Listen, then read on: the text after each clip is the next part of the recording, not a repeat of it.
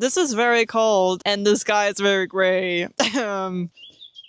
This is how you're gonna learn how to take your dark, whimsical, beautiful fairy, princess, whatever you want, anything that can fit the title of whimsy photos of yourself. This is how you're gonna do it. Hi, my name is Olivia and this is my 6th video, aka my 6th month, in my series 12 months, 12 self-portraits, and we are on June. Wow, we're halfway through. Who would have thought? Little spoiler for the next self-portrait for July. It's gonna be in Bali, and I think I'm gonna take a self-portrait in each of the villas. I haven't planned out the shoots in the villas, but I think that's what I'm gonna do. And you're gonna come along for all of the self-portraits in that video. I'm very excited. And there will also be 2 Bali vlogs. Very excited. Now, what makes something whimsical, and how does one take a whimsical portrait? There really isn't a right or wrong answer. You can definitely interpret whimsical in however way you want. But this is what Google says. Something is considered whimsical if it is spontaneously playful, imaginative, that's a hard word, and delightfully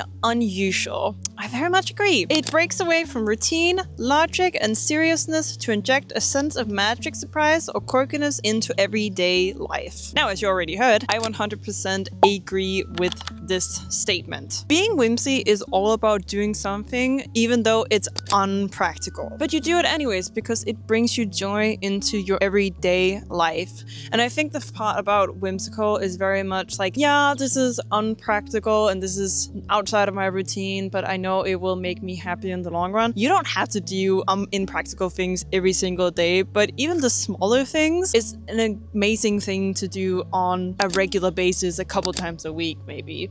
I mean, ideally every day, but I know everybody's busy, so it's completely fair not to do it every single day. It is actually raining.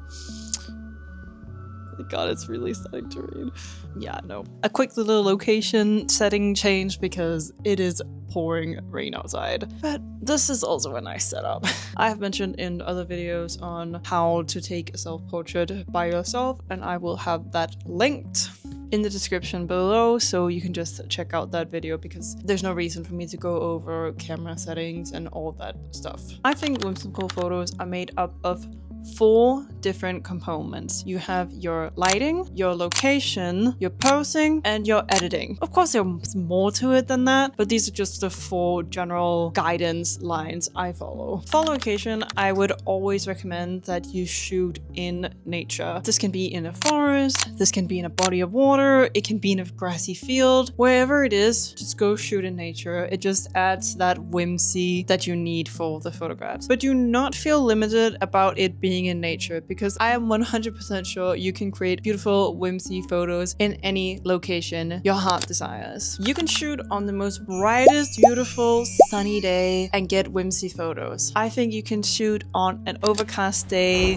and get beautiful whimsy photos. I think you can shoot when it's super dark outside with a very minimal lighting and get beautiful whimsy photos. Lighting is very, very important, and I definitely think the first scenario of very bright and sunny photos definitely does give that whimsy look the most, but that doesn't mean it's the only way to shoot. Especially if I'm shooting in a forest, I generally try and look for pockets of light, basically where the trees are not blocking the sunlight and there is like a patch of lighting. I always love to shoot in those kind of lighting scenarios just to create depth and character to the image. I think especially for whimsy photos, a slow shutter is absolutely the key here. Adding movements like twirling, spinning around, running around, adding a bunch of movement just adds that beautiful whimsy. And this is just a bonus tip if you want to. It definitely works a lot better if you're wearing like a beautiful dress that has a lot of flow in it. I did that for my shoot and I think it just added so much movement and depth to my photos. If you're going to be shooting on a modern camera like a Sony a7 III, which is the camera I used, it will look very flat. Now, this is a very good thing because that means you are in 100% control of your images. You can absolutely shoot on your phone, and if your phone has a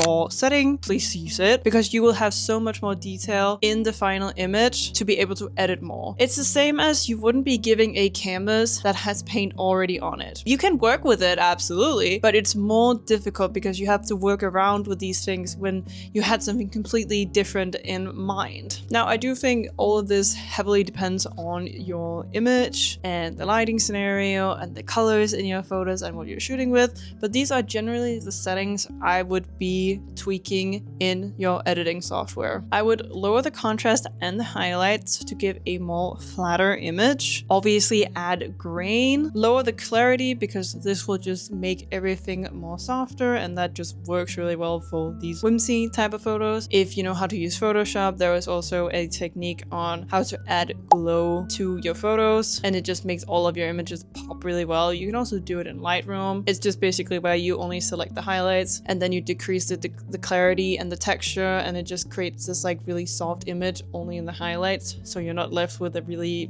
weird and mushy blurry image overall. It's just in the highlights. And this is just maybe just a me thing, but I do very much love adding some greens to my shadows. Again, it doesn't always work, but that's the beauty of it all. Now, if you have the time and energy, I 100% think you should be adding whimsy to your everyday life or part of your weekly routine. I will be having on the screen now and also in the description, there will be a bunch of different ideas for how you can add whimsy to your everyday life. I will try having it in categories of like low effort, medium effort, and high effort, because I know for myself that I think having different options with different energy levels is really important, because if you just have a list of high effort whimsical activities, you're never going to do them. You're going to maybe do them once a month, but I think there is a lot of whimsical activities that you can add to your daily routine, like for example drinking your coffee all morning outside. That is a pretty easy thing for most people to do, and I think it just adds whimsy to that activity. Not like a high effort activity, it's just,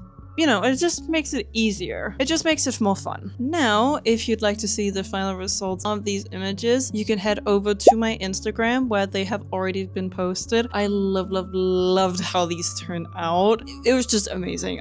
The colors, the everything, I love it. So go head over to my Instagram. That is obviously linked in the description. And so that's gonna be it for today's video, guys. I really hope you enjoyed it. If you'd like to see more of me, you can watch my previous video on my self-portrait where I used a mirror and my Sony Cybershot, aka my digital camera that I love very much. I really like the results of those images, and you can listen to me yap and take self-portraits. What a wonderful idea. Please remember to be kind to yourself and others. I hope you have an amazing rest of your day, morning, evening, night, wherever you are in the world, and I'll see you all in my next one.